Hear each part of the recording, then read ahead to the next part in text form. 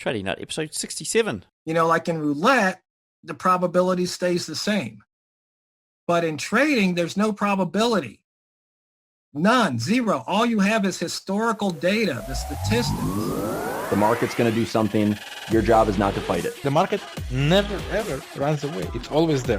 That personal diary of trading will make you a much better trader than... I could be right about the direction, but wrong about the trade. Don't focus on the monetary side. Trying to make too much money on a trade is what I have seen killed every trader. Your losses offer you some of the greatest insight you can find into your mistakes. Relax, learn the process. Candlestick pattern trading is a freaking trap. Don't be in a rush to become a millionaire. Let the market tell you what the market wants to tell you. This podcast is not financial, trading, or investing advice of any kind. What's up, traders? Welcome to another installment of the Trading Nut podcast. Hope you're enjoying these shows. Well, look, we've got the Rumpled One on the show. So if you haven't heard of this guy, he is his real name's Avery Horton, and we've got him on the show. He's a character, absolute character. He's been banned from pretty much every forum going, every trading forum going. He's got a unique style. It works. He walks through us some of that style in the show and then on video later on. So if you do get a chance, head over to tradingnut.com and check out the video we shot after the show where you really get a decent insight into how he actually approaches the market. Look, it's different. It's something I've never heard before, and a style or a method I've never really heard of before, or never even seen it before in this sort of detail. So, guys, you're gonna get a lot of insight in this. You're gonna get your mind opened up to, I suppose, a different way of looking at things. It's a great episode. I'm sure you'll like it. Before we get into that, I just want to give you a quick update on the robot that I was mentioning in the last few episodes. It was going great guns. It was up to 500% on the test account. It was a live account, but it was just a small amount of capital in there. And up to 500% in 3 months. And I thought, here we go. We've got this thing in the bag now. But it is a high risk strategy, and we tried to. And when I say we, I'm talking about me and the members of the Robot Traders Club who are sort of suggesting ideas on how to improve it, and that's what we do over there. We look to improve it, sort of, as it was hitting targets, we'd look to improve it, see if we could improve it, and then move forward. Unfortunately, the latest round of improvements did put us in a bit of a pickle. And it did drain a lot of that profit. So it was back down to about 115% profit on the initial test account deposit. But look, it's still pretty good over 3 months. It is still the best performing bot that I've had in the club. So, guys, if you do want to check it out and do want to come on board, we do have new bots hitting the members area every single month. And you can suggest strategies. They get built, they get automated and put in there as well. So, folks, right, that's enough about Robot Traders Club. Remember, check out the video after the show. We've got the show coming up now with the Rumpled One. You're going to find out why he's called the Rumpled One as well at the very end. Okay, keep listening. All right, see you there. Bye. All right, guys, so we've got the Rumpled One on the show here. It's Avery Horton, otherwise known as the Rumpled One, or TRO. So, guys, I don't know if you've heard of this guy around the traps. You were actually recommended by one of my listeners. Like you said, you've got to get this guy on. It's going to be a cracking interview. So, welcome to the show, Avery. How are things? Oh, so far so good. Thanks for having me, Cam. So Avery is from just outside Portland in Oregon, over there in the States, and I suppose you're one of the more unique kind of guests because you haven't got an affiliation to any sort of business or company or outfit that you're trading on behalf of, or that you're I suppose running yourself. So you're just an independent trader. So it's always good to get insights from guys that aren't connected to another entity. So to start off with, we're going to get into the story about how you sort of got into this gig and how it all started and go from there. Well, while I was still in college, I was working for Control Data Corporation.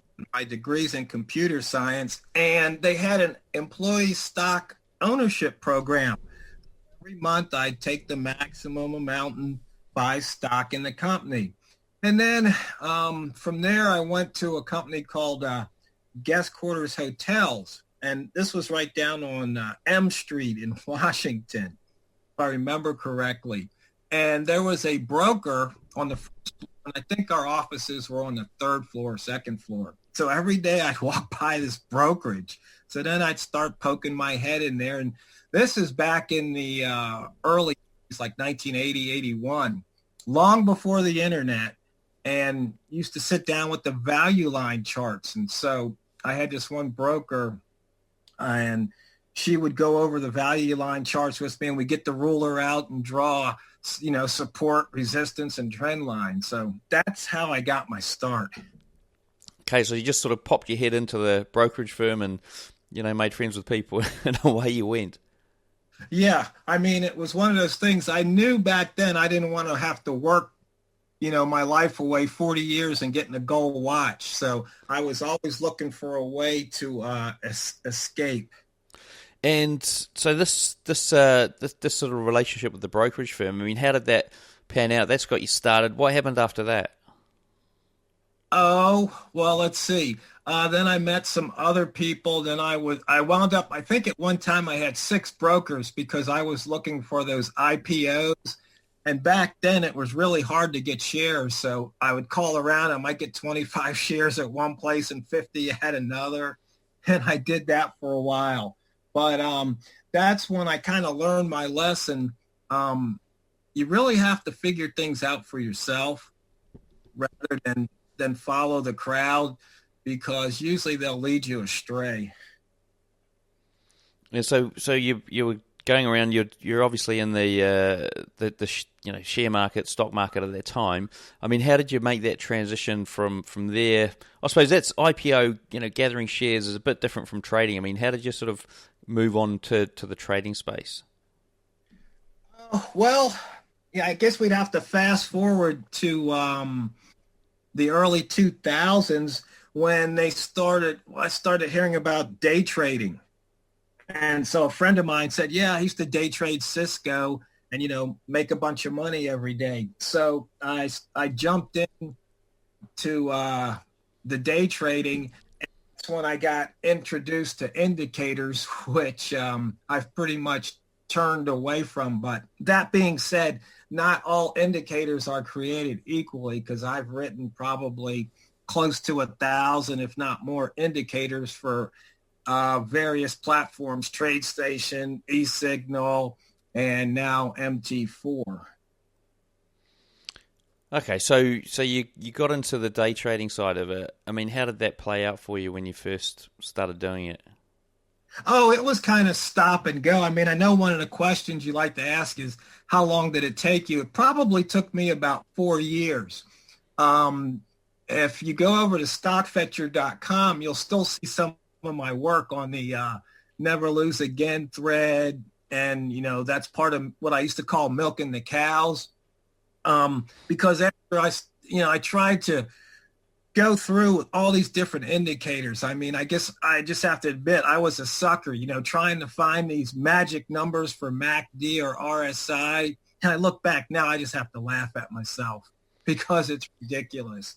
But that's when I came up with the buy zone. And I kind of call it my aw shucks country boy method, because if you listen to what I call traditional trading teaching, they'll tell you, oh, you don't want to be in at the open. Well, my whole life I've pretty much been a contrarian. So I thought about it. Well, why shouldn't I be in at the open? And I said, aw shucks, it starts out at the open, and then sometime during the day it makes a high price, which is usually higher than the open, and a low price, which is usually lower than the open. So I reckon if I buy somewhere near the open price, I can make money. And that's when the buy zone was born. And what I did was I ran frequency distributions, and I found stocks that if they went between 10 and 20 cents over the open, they went 50 cents or more past the open. And so from there, it was pretty easy to just sit back, wait, let the stock get into the buy zone, enter the trade, and then, punch out for a dime or more. Because when you're slinging 1,000 shares, that's $100 every dime. So that was pretty easy. Then I actually wrote what people now call robots on TradeStation. I wrote what I called Auto Avery, which would actually do the buy zone for me. And then I wrote the Auto Avery Portfolio Manager, which was kind of like an overall circuit breaker. It's like if it gets too hot or too cold, it just would, close out all the trades. So was it at that point in time when you discovered the buy zone that you started making some money out of this? Or did you manage to do it a bit earlier? Yeah. No, that's when I really started, to make real money. And, every time I listened to somebody else or, kind of took my eye off the ball, that's when I lost money. And it's a hard lesson to learn, the shiny object syndrome or the FOMO, fear of missing out. It catches us all from time to time, and you just have to be on guard for it. Yeah, you do. Yep, definitely. So thinking about that buy zone method, I mean, does it still work? Is that sort of something that you're still using, or? It still works. I mean, it's proven. In fact, I worked with a professor over in Europe. A friend of mine, Airball, told me about this theorem. And basically, in a nutshell, you can't fit a 12-inch ruler in a 6-inch box. It's going to stick out one side, the other side, or both. And so in price, price only goes up or it goes down. If I hear somebody says price is moving sideways, it's just like, I'm done, because that's just nonsense. Definition, move is change. If it's sitting at the same price, it's not moving sideways. It might be range bound, but it's still moving within the range. So that being said, if price ranges, say back in the day on the euro, was like 100 pips a day. Well, if the buy zone's set up in plus or minus 10 pips, that's only 20 pips. You can't fit 100 into 20. It's got to break out one side or the other. And that's the basis of it. And it's really funny because I was listening to your end of the year video there, your 2019 wrap up, and I think you mentioned something about taking another course, and it was like, I guess, a lot of money. And I just started laughing because, I've been to one of those courses, the Wise Trade. And I got my money back because they said if you weren't satisfied, you get your money back. But, they give you this big, thick 2-3-inch binder filled with stuff. After you've been in there all day, your head's swimming. You can't figure it out. It's just, and so you're thinking, oh man, this must be the answer because these guys are really smart. I can't figure it out. Well, it's all a bunch of garbage as far as I'm concerned. But, I don't do seminars because you come in the room, I draw a couple lines on the chart. I give you maybe a 2-page handout and say, there it is, guys, have at it. And you'd all say, you're trying to rip us off. We want our money back. But it works. But that's just human nature. And were you working at the time that you turned the corner? Was I working? Yeah. Did you have a day job? No, I did not. No, I had already been done with the corporation because this was back in the mid-'80s when big companies were gobbling up little companies. And I had made vice president at the company before I was 30. And when the new company came in, since I was an officer, officers, usually get handed, a little pink slip and you can head out the door because they want to put their people in. Yeah. So you got a bit of a payout, so you had time to obviously focus on this and. Well, actually, no. It was years later till I really got back into trading. I was doing other things. In fact, there's a book that I read called The New Money Dynamics for the 1980s by Vanita Van Caspel, and that taught me so much about money and what it really is, which is, one, it's a store of value, and two, it's a means of exchange, and most people don't understand that. So, that set me on a path of well-being. And so you transition from stocks to other markets. I mean, you talked about MT4, so you're trading currencies now. Are you trading anything else now? No, just currencies. What happened was a friend of mine, Bob, who when I was in Tucson at the time, and he lived up in Scottsdale, so he was saying, man, your stuff, you'd be really killing in the Forex market. That's the biggest market in the world. And So I went up to his place. We had to do a couple tweaks on some of my code to make it work for Forex, but from then I never looked back.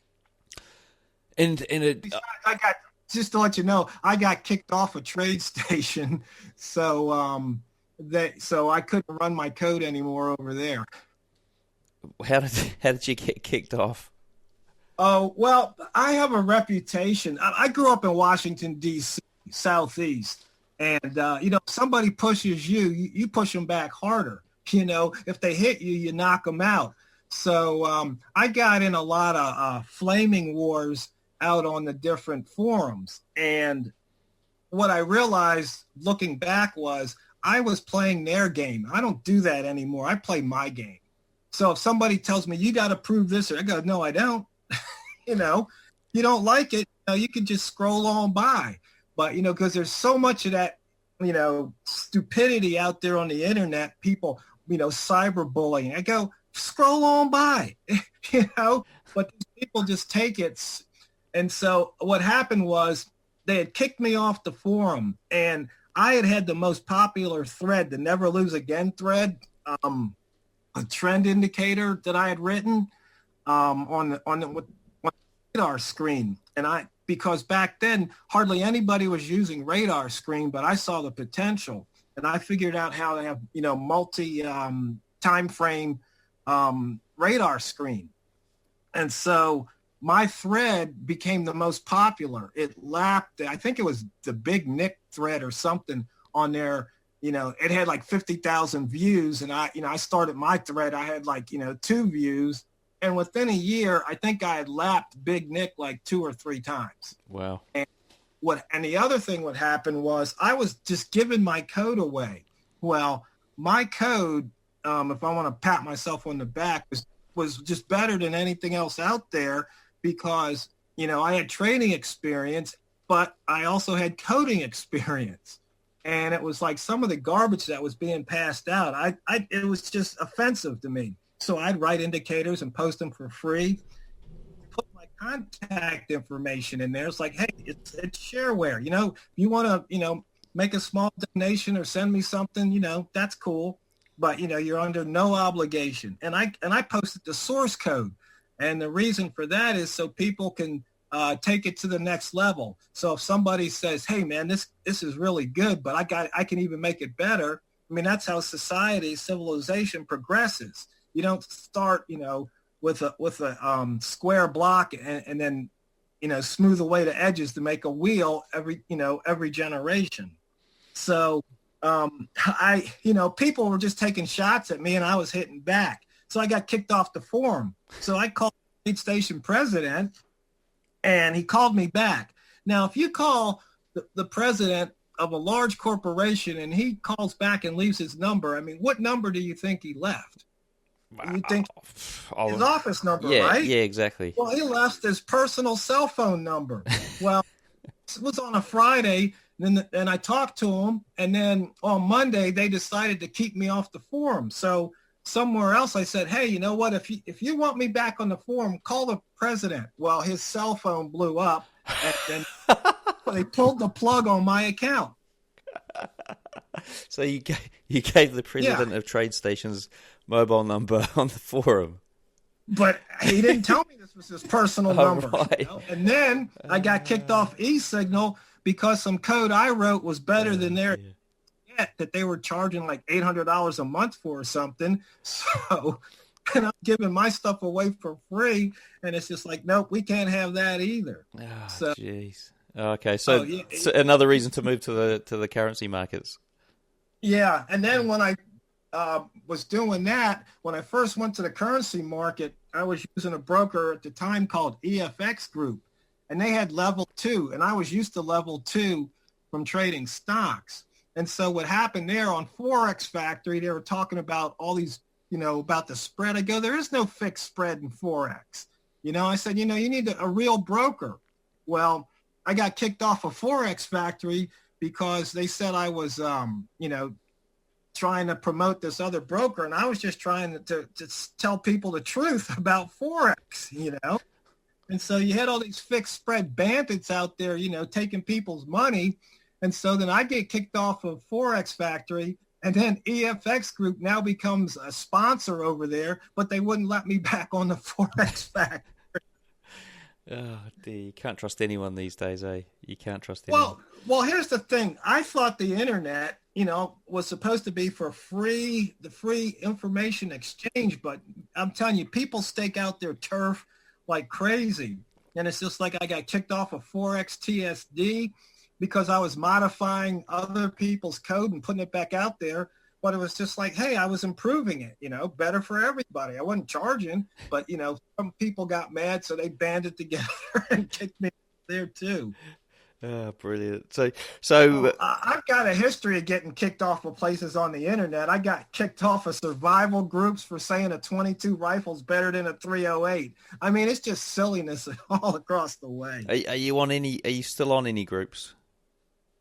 Just the one, Kreslik.com, because my friend Michal Kreslik created that group so I'd have a place to post freely and, not worry about stupidity.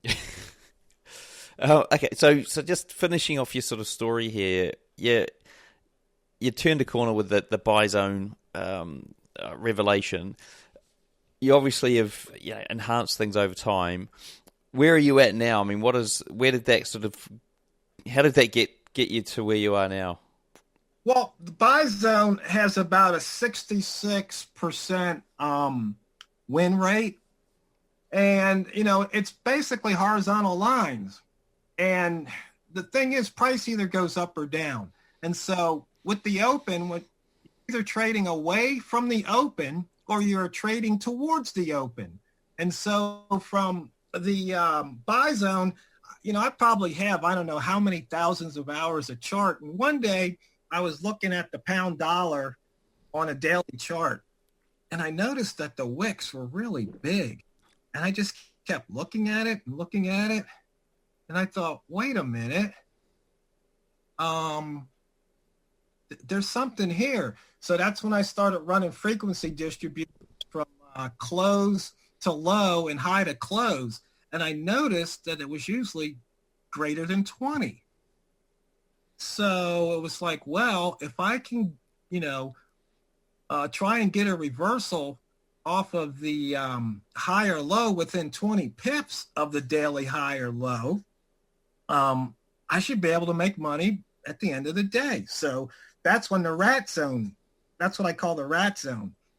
And so that got named because I read a story about the rats in a T-shaped maze beat the Yale students because the rats always turn left and they got cheese 60% of the time, where the Yale students tried to figure out this this pattern, and they only had success 52% of the time because they had a dice that was weighted. So, the rats just figured it out. So they'd go to the T and they'd always turn left. And so that's when I learned to only trade in one direction, because see, most people think you either buy or you sell, but it's like, no, you either buy, sell, or you pass. You don't have to take the trade. You can wait, like a cheetah or a leopard, in the wild. You wait for that weak animal. So when you go blast at it, because those animals use up a lot of energy when they, hit 60 miles, 70 miles an hour. They can only do that once or twice before they're done. So they make sure that they're going to get that kill. Same thing with trading. It's mostly waiting. So just going back to your rat analogy, I mean, I like that. I really do. It's brilliant. And so you're saying that the Yale students were like literally sort of trying to take every single opportunity, whereas the rats were just going left every single time. Yeah. In other words, yeah, the Yale students were trying to guess, is the cheese going to be on the left or cheese going to be on the right? So it's kind of like in trading. If you only trade in one direction, you might be wrong, but the thing is, you're not going to miss the big run. Like, if prices dropped and then you think, well, I think it's going up, and then maybe you get stopped out. Okay. Yeah. And then next time, if you go, well, I think it's going to keep going down, and it goes up, you got burned. But if you go, okay, let's try it going up again, Now you're in, and maybe you catch the big run. And so, yeah. So I'm with you. Direction, yeah. So if you only trade in one direction on a pair, you shouldn't miss the big run. Yeah, I'm with you. I've got you. Okay, cool. Well, look, let's. I mean, it sounds like I think there's probably more to your story that we need to dive into here. But it sounds like, Well, okay. Well, let's just ask this question: was there anything after the rat zone that appeared for you? Yeah. Then we move on to the wick zone, where once again looking at the wicks of the candles, because see, once price gets inside the wicks, once again I do the statistical analysis. It leaves the wicks somewhere between 70 and 80% at a time. So if you look at a trade, once it gets, especially on the daily wicks, once it gets into that wick area, it's going to leave it. It's either going to break out to the high or it's going to break out to the low, but it's not going to stay in the wick. And so once you see it on the chart, it's just like, well, yeah. So you just sit, you wait for a price to get in the wick zone, and then you take the exit. It's not. So we're talking, once again, you're basically, most of my methods, you're just bracketing price, and it's going to leave the bracket because of range. Price ranges. It's not going to stay in a 10 pip range. It's just not going to. Not for, you might stay in there for an hour or two or maybe 3 or 4, but sooner or later it's coming out. And with all this coding experience, I mean, you pretty much automated the lot of what you're doing, or some of it? Well, I did when I was in Tucson, because I had 2 different lines coming into the house. I had 5 computers. One was for communication only, one was for programming, and 3 were for trading. And I had 3 different brokers. So if I saw price move on one broker and price move on the second one, whichever one was the laggard, I could get in at the best price and take advantage of that. So, but I'm out in the country now with a cellular internet connection, so I'm not set up for doing automated high-speed trading, because there's too many connections or links in the line that can fail when you're doing automated trading. Because if you've got any substantial size on the line, you don't want a hiccup. You don't. Yeah, definitely. So, okay, cool. I think we've got a lot of information to go on here. I mean, one question I've got is, what kind of entries are you mainly taking? I mean, if you had to split it up into market order, stop order, limit order, what does it look like? It's pretty much just market orders, right at the line, because on the MT4, they just don't have all of the bells and whistles of other platforms. Okay, just because MT4 is a little bit more tricky to use, you'll go with the market order instead. Yeah, I just use the market order unless I see an opportunity, like a future opportunity. Yeah, if price drops to this level, buy, or if it gets up to this level, you could put your buy limits and sell limits. But sitting in front of the computer most of the time, it's just trading straight with market. I mean, it'd be nice, but because on the MT4, they make you put the limit order too far away from where you want to go. And, it's just the nature of that beast. So you have to work with the tools that you have. Okay, well, let's dive into what your trading looks like now. So, I mean, how many trades are you placing in a day or a week? Let's start off with that. I could place anywhere from 0 to 5 to 10 trades in a day. It just depends on where price is. And mainly now I just trade dollar yen, unless there's some other opportunity that's just screaming at me. I focus. And one of the things I always tell people is that you really need to focus on, and you need to reduce the variables. You have one method, and for me, it's horizontal lines. I mean, it doesn't really matter where they are, but it's just, a horizontal line cross. You have one instrument that you decide on. So for me, it's dollar yen, because if I'm looking at dollar yen and then look at pound dollar, and I come back to dollar yen and I miss my entry, I'm going to be kicking myself.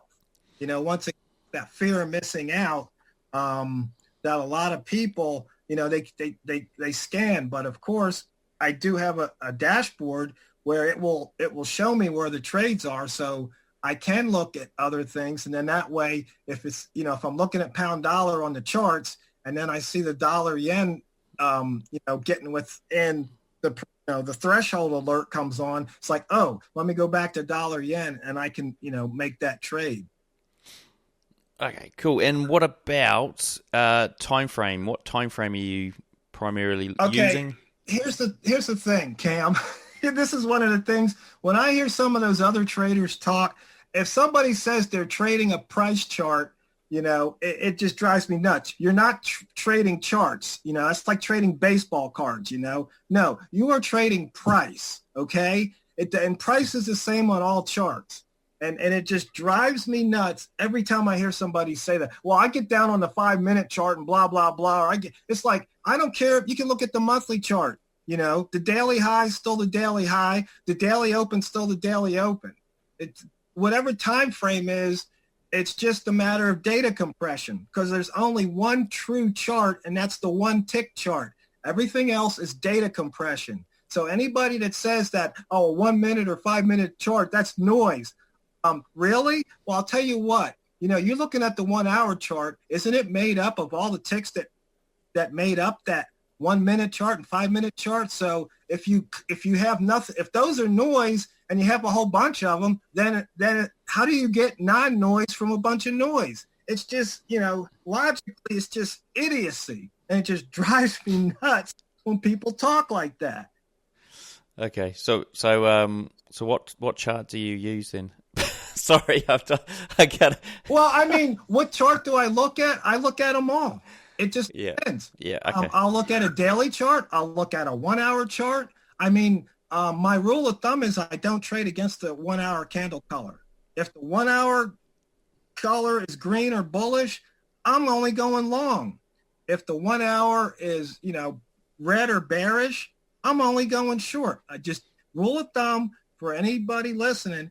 Do not trade against the 1 hour candle color, period. Cool. All right. And so is that as it's developing or the one prior to that? No, the current one. The current because one.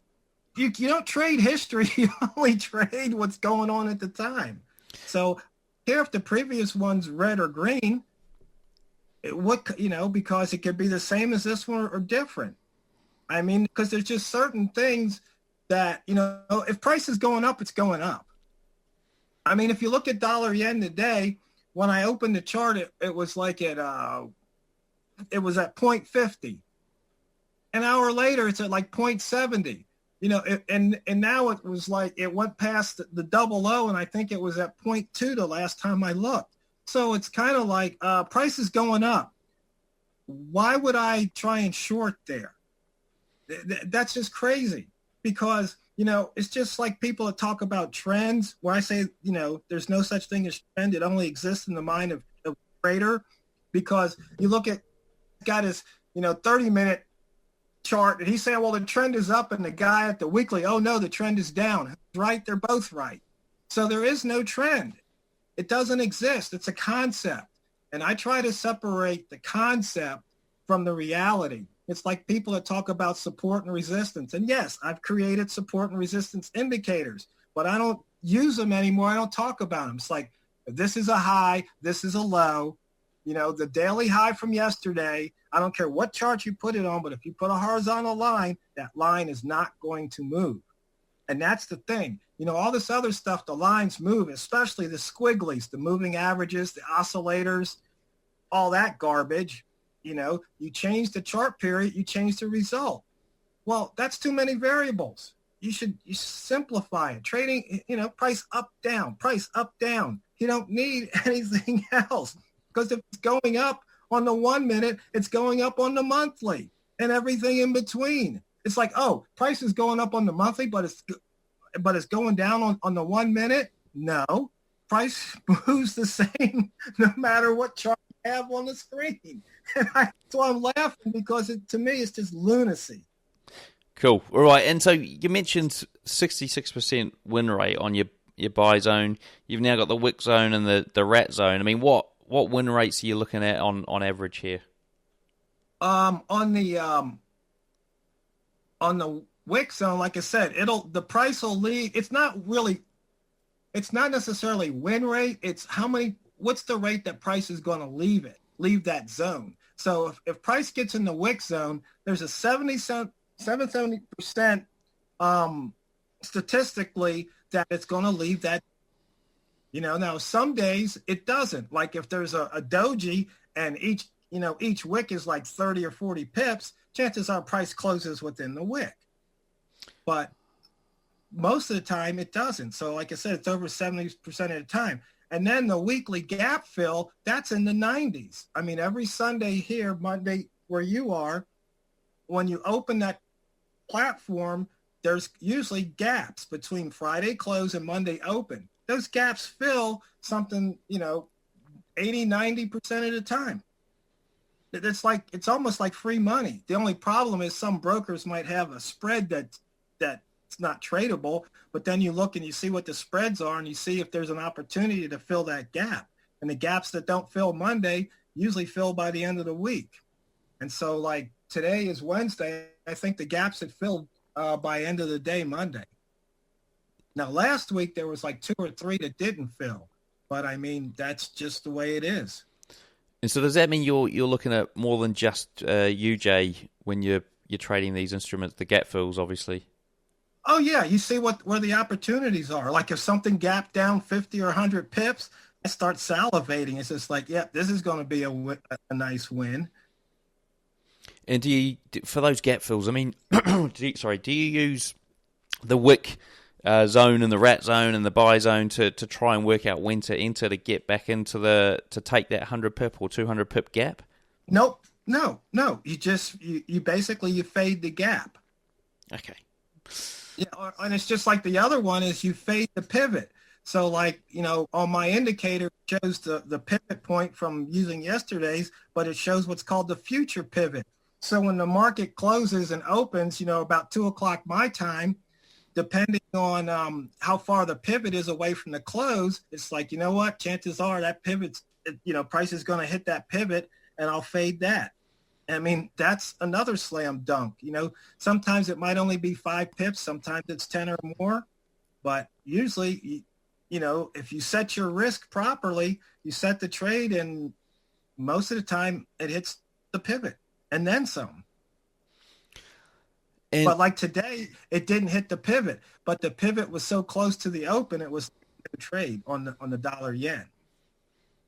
Okay, cool. And so what about risk to reward ratios? I don't look at it because, you see, there's only a few things you can control in trading.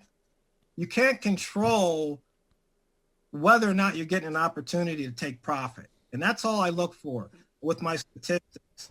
Does it give me an opportunity to take profit? Is it 70% of the time, 80, 90, 60? What is it? Does that warrant me, wanting to take that trade? And so I set the risk is based on how much I'm willing to lose on any particular trade. So let's just say I'm willing to lose $100 on a trade. I'll make my position size according to where I think I should put the stop. So if the stop is further away, the position size is smaller. If it's closer, the position size is bigger, but the risk is always the same. And in terms of like the exiting the trade, how are you doing that? Oh, the exit. I have something I call my exit playbook. And you watch American football? No, I don't. I know how it works, but yeah. Yeah, but usually if you see on American football, the coaches on the side, they have this big laminated sheet, and sometimes it's got highlight and blue and green and yellow and pink. That's their playbook. And so the thing when you're trading and you're sitting down in front of the screen, that's not the time to think. It's the time to execute or react. So if you're in a trade and it's going your way and you're up 5 pips, what do? Well, if your exit playbook says you move your stop to break even +1, that's what you do. And you say, okay, is the price moving fast? Like say you jump in a trade and within a minute, you're up 20 pips. Well, does your exit playbook say, hey, bank some of the profit, move your stop up, or take all the profit, because chances are anything that moves that fast is coming the other way, especially if you weren't prepared for it. So it's like the market's giving you a bonus. Take it. But what happens is FOMO will kick in and you go, oh, up 20 pips. Maybe it'll go 50. Now I'm up 15. Now I'm up 10. Now, and you're just starting to give it back. So it's like, that's why you have an exit playbook, slow market, fast market, normal market, and you write it all out. And then as you get in the trade, you go over that playbook. You know what you're doing. So there's no set reward side. What does your typical trading day look like? I knew you were going to ask that. What I do is I've got a couple of videos that I watch. One's called Zen Mind, Beginner's Mind. It's about a 3 or 4 minute, and that puts me in the right mind frame. There's a scene in there where a leaf is just flowing down a river. And I always say, be the leaf if you just go with the market flow. And then I listened to a video about Evan Longoria. He's a baseball player. And it's all about a mental approach, because he was like he came out of nowhere, and he's like, a top star, baseball star. And so I even have it written down on a 3x5 card. It's like, stick with the approach. I mean, hey, you've already got your plan. It's executed. You're not thinking it. You're not modifying it. You're not tweaking it while you're in the game. That you do that in practice. It's like, keep the routine going. So whatever your routine is, you just keep it going. And it's like, get into the game. Focus. Look at that chart. Don't trying to do other things like mess around on Twitter or whatever while you're trading. And you don't worry about the results. You put the trade on. You have your stop loss. Either you win or you lose, because you can't do anything. Once you put the trade on, the reason you put the trade on goes out the window. It's either going to go your way or it's going to go against you. There's nothing you can do to prevent that. And so that's where people get caught up and tripped up in the whole trading. They think they can do something. You can't.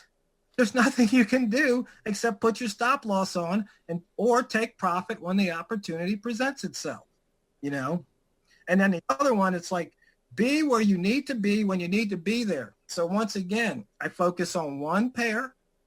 I'm there so I don't miss the move when it happens. Because, if I drift away and then the move happens, I wasn't where I was supposed to be, And the other thing is you got to get rid of those negative thoughts.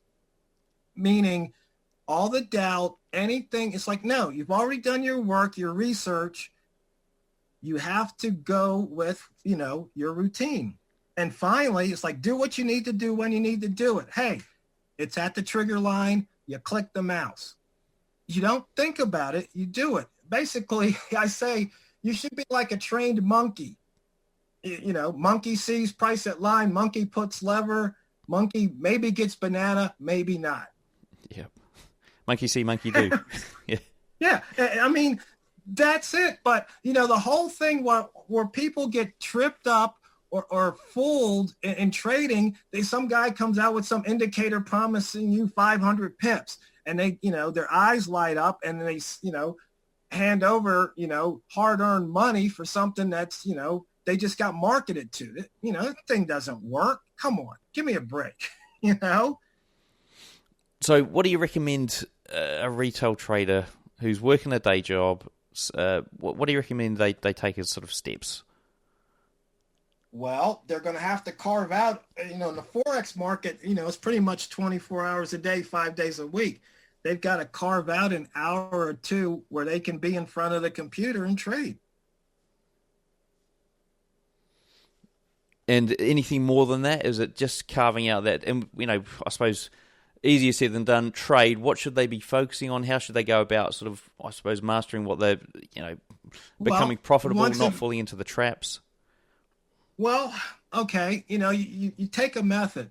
So, for example, if you can't be in front of the computer, say near a market open time, whether it's the Asian market or the U.S. market or the London market, then chances are you can't trade away from the open because price moves. So you've got to pick a method that's going to trade back from the open. Or you can basically, what I would call place your bets.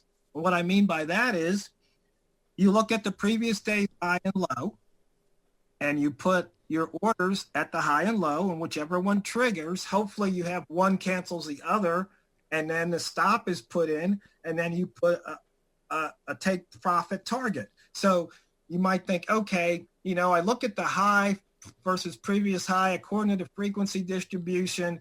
I should be able to make at least 5 pips. So you set your target at 5 pips, and maybe 4 out of 5 days you hit it. Maybe 3 out of 5 days you hit it. Maybe one day it doesn't trigger. I mean, that's how you can trade while you work. But you can't sit there if you can't sit in front of the screen. You have to have something that gets you in, at a predetermined level. What do you think made you different from everyone else out there who hasn't made it as a trader yet?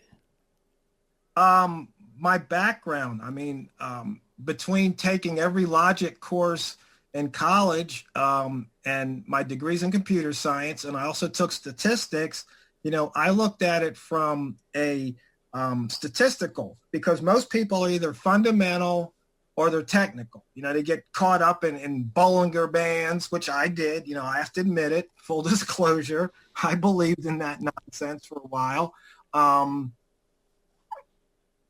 And all those other things. But no, it's just, price, when you look at it logically, price moves up and down. It moves away from the open. It's going to move a certain distance each day. So once again, if it moves 12 and you put a 6-inch box around the open +3, open -3, price is going to trigger at either +3, -3, or both on average. Because you've got statistics on your side.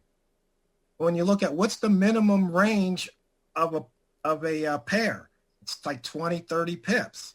Some are have a higher minimum. So depending on what your method is, you pick the method that works best for the pair, or you pick the pair that works best with the method. So it's kind of like, Cam, if you had a screw, a bolt, and a nail in front of you, and you had a hammer, which one would you pick up? You pick up the nail, right? Yeah. Okay. Well, see, the problem with most traders is they've got a hammer in their hand and everything becomes a nail. It's like, give a baby a hammer and everything becomes a nail.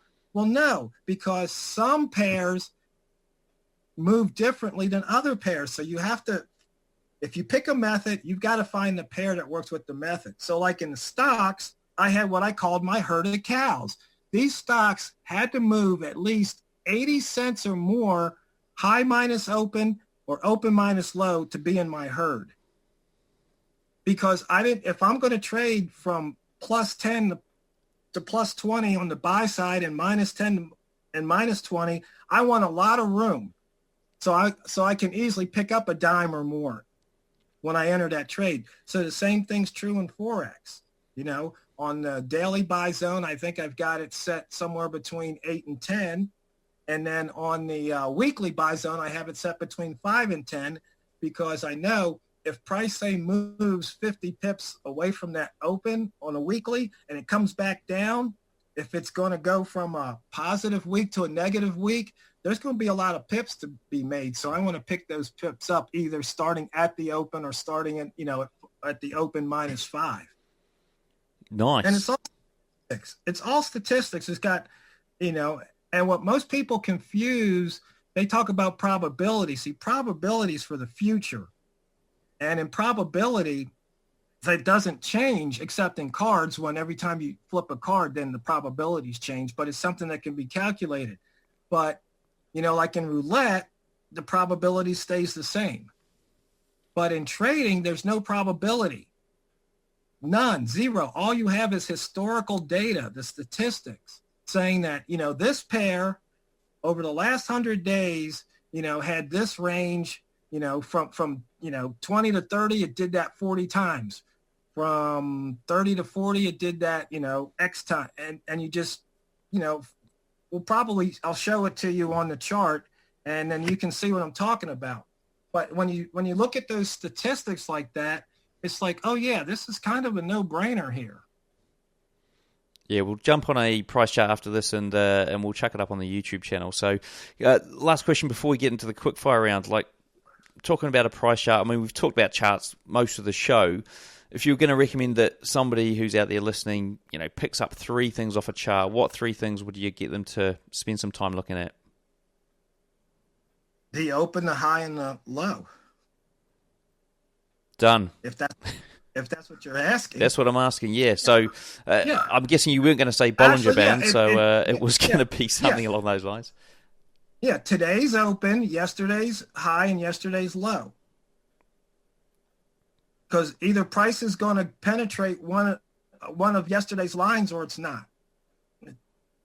It's going to move away from the open, and it's either going to penetrate the line above it or the line below it or both or neither. And those are the options. And when it penetrates those lines, I mean, because I think I'm pretty sure I built a robot around this, probably even a year ago, and when it penetrates those lines, I mean, how do you craft an entry at one of these particular lines? You enter at that value. So let's just say, yesterday's pound dollar was at 1.3. That was the high. I don't know what it was. I haven't looked. But let's just say yesterday's high is at 1.3. And let's say that today's opens at 1.2975.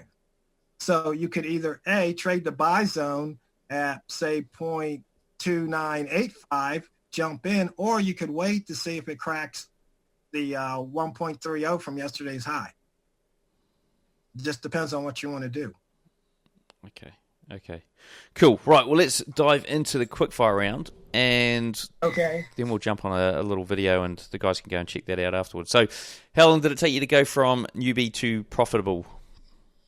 Well, starting with the day trading, I'd say probably about 4 or 5 years, because I spent a lot of time learning that squiggly lines like Bollinger Bands and RSI, Arun, all the rest of them are pipe dreams.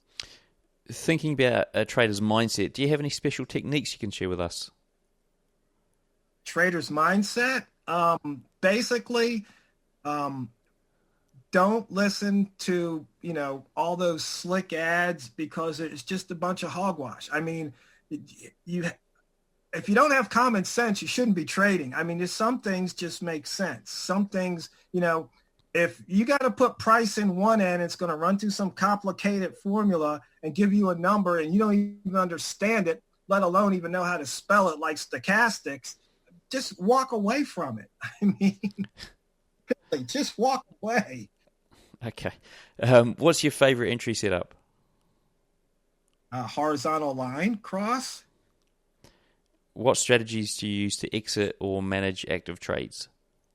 As I mentioned earlier, what I call an exit playbook.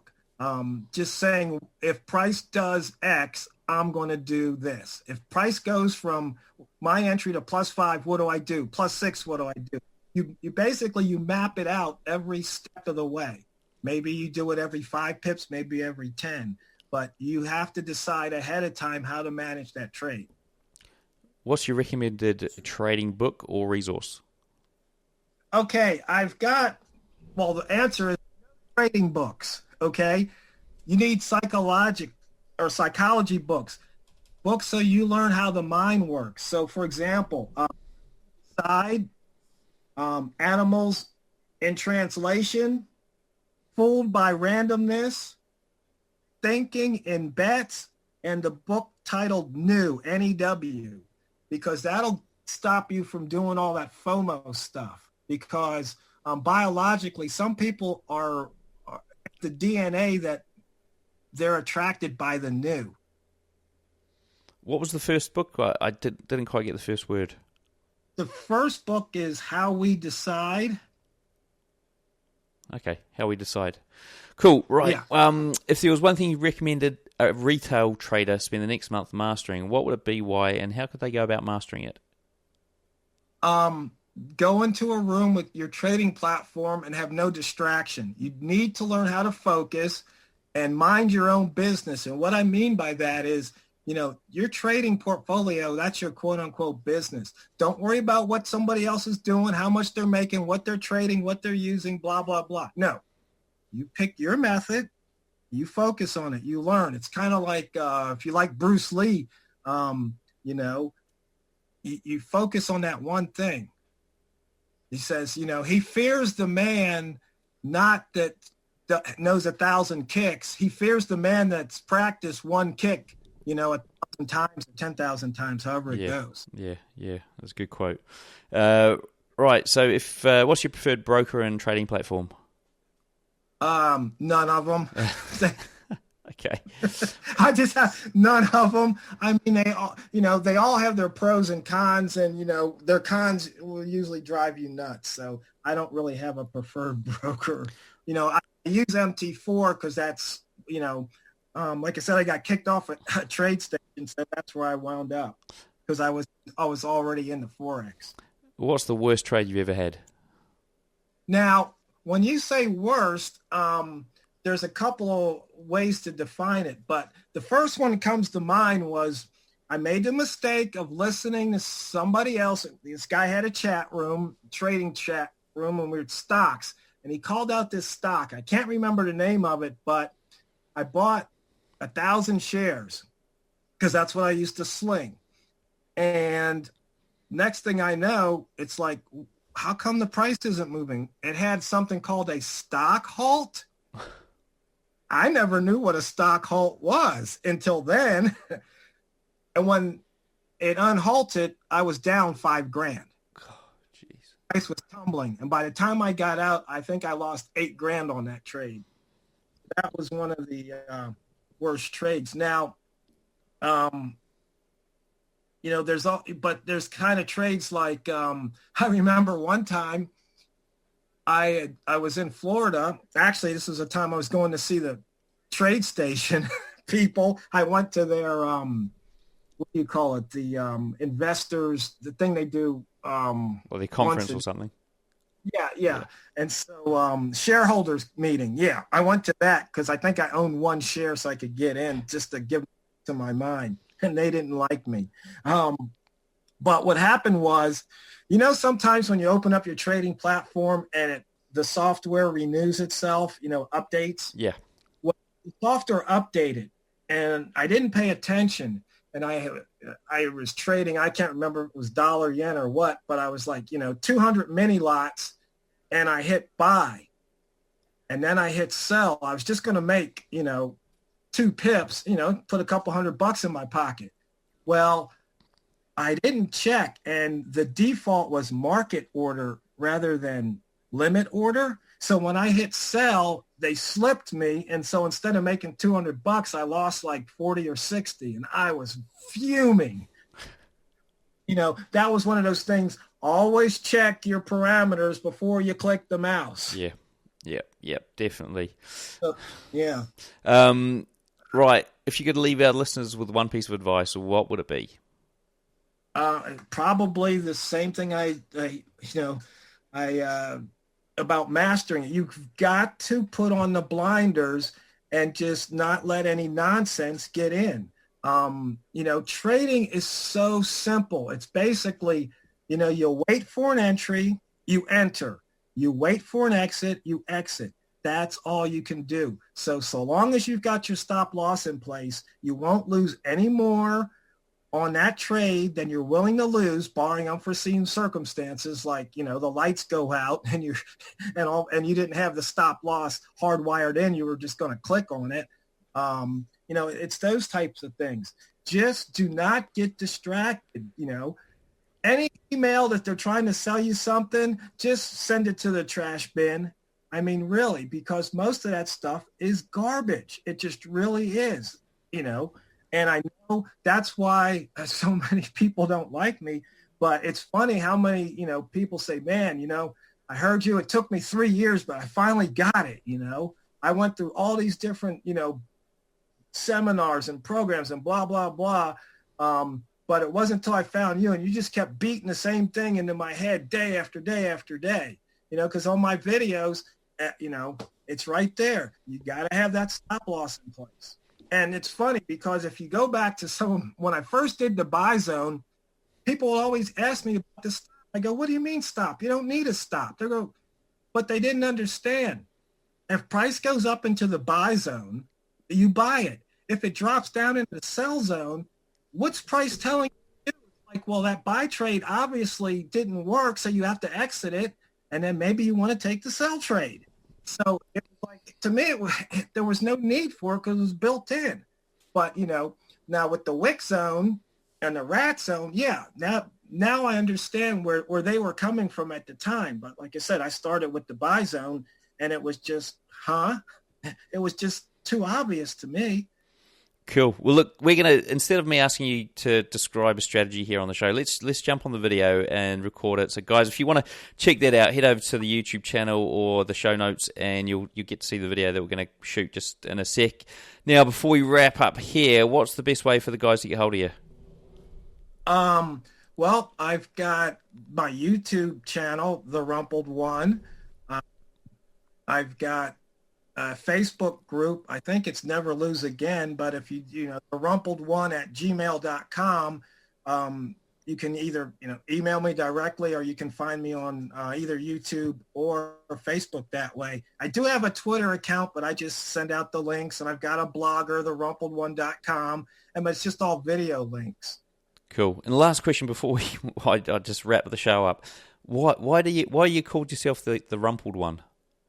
Oh, that's because that friend of mine, Danny, he's passed away now, but he used to iron everything, including his T-shirt. I never ironed my T-shirts. And it's just like, he goes, "You're all rumpled." So I became the Rumpled One. Brilliant. Okay, I would never have picked that in a million years. All right, guys, look, a big thank you to the Rumpled One, Avery, for sharing with us today. Everything we discussed here, along the links and the video, are going to be in the show notes. To find them, simply search for Avery or Rumpled in the search box on tradingnut.com. Until next time, I wish all my listeners trading happiness and success. Righty-ho, guys, there you go. Great interview there with Avery. Thank you very much, Avery. Now, as mentioned, there is a video we shot after the show. It is a fairly substantial video. It goes on for a little while, not one of the shorter ones. This one sort of goes on, I think, for maybe 10, 15 minutes. Guys, check that out over there on tradingnut.com or on the YouTube channel, and do be sure to subscribe. To keep an update on what's going on here, head over to the Instagram channel as well. And I post sort of behind-the-scene footage and stuff. So if you want to keep a track of what's coming up, perhaps, and what I'm doing behind the scenes, then head over there to the Instagram and hit follow, and you'll find out what's going on there behind the scenes here at Trading Nut. Now, last but not least, so we've got the Robot Traders Club, and this robot that was doing so well, not doing so well at the moment, but we will get this back underway and on track ASAP. So if you want to go and check that out, join the club, then head over there, tradingnut.com. You'll find links in there, or you can learn how to build your own robot in 21 days. So, guys, all right, until next time, have a great trading week, and I'll see you in the markets.